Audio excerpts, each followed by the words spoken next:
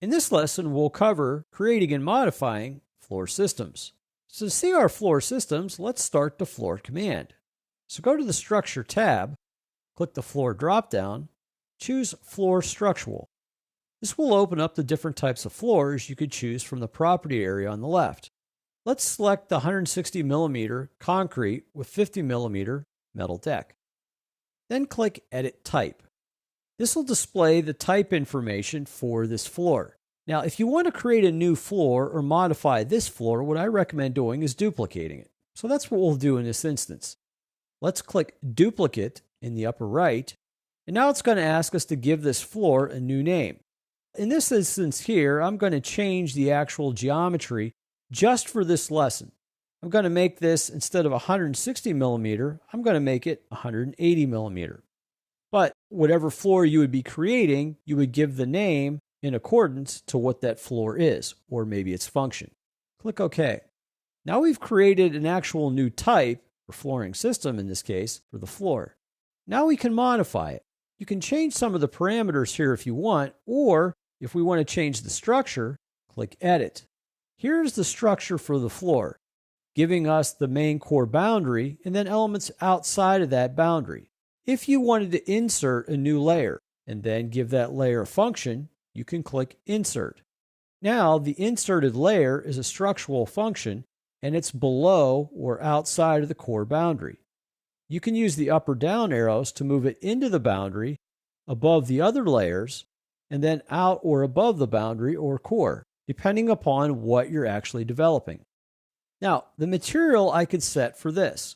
So maybe my concrete is on the top, but maybe I want to assign a material now above the concrete. So currently I'm looking at all material, but I could click the drop down and choose a specific material that I would like to place on top of the concrete. Maybe that material on top of the concrete is wood, so I could select wood. And the type of wood is wood flooring. Now, depending upon the color and rendition, I can change that information on the right in the graphics area. For this example, though, I'm going to leave it as is. Same thing with my cut pattern and surface pattern. The Appearance tab will actually show me a true representation of the image of wood being used. Clicking the drop-down arrow on the left will change the image or add noise or detail to the wood itself. If I want to change the species of wood, I can click in the upper right the actual icon to open up the browser to view the different types of wood that I would like to place. And I can expand the categories on the left and scroll down to where I actually have my wood categories. Here, I can look at the different types of wood, such as hardwood. If I have any hardwood to apply, I can select those.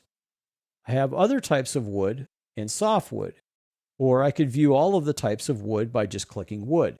Depending upon how the library is set up, they may be in their associated libraries, hardwood and softwood, or they may not. It just depends upon your installation of Revit. Now, as far as the type of wood that I'm using, I can scroll through and choose a different species, or add a new one, or load one in. For this example here, I'm simply going to choose hardwood, or a wood species for this example. I'll choose the mahogany natural polished.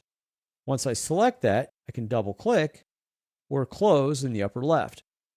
Now that is the actual assigned wood. Click OK, and now I have this wood flooring assigned. I can add in a thickness, such as if I know it's a 3/4 inch thickness, or I can convert that to actual millimeters. Now once I have that wood thickness applied for my flooring, I could add another layer if I wanted to. Maybe there would be a membrane below the wood. I could add that as well. And this process would be the same. Clicking Insert. Once I click Insert, I can move the element down to its proper position. I can change the function too. Function meaning what would clean up first, or second, or third, as the numbers indicate, when this floor comes in contact with another structured element, such as a wall. So maybe this is a membrane layer. And then for the membrane layer, I can choose category. And then I could choose, instead of material for wood, I can come through and maybe select fabric.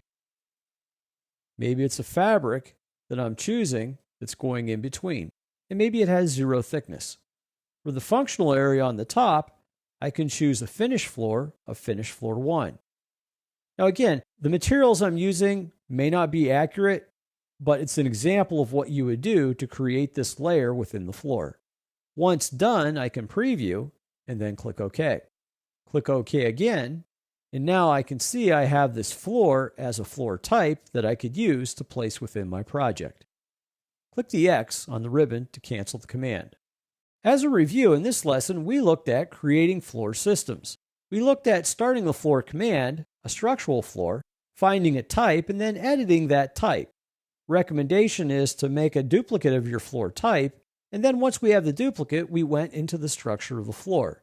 In the structure of the floor, we added additional layers, set materials, set functions for the layers, and organized them properly within the floor structure.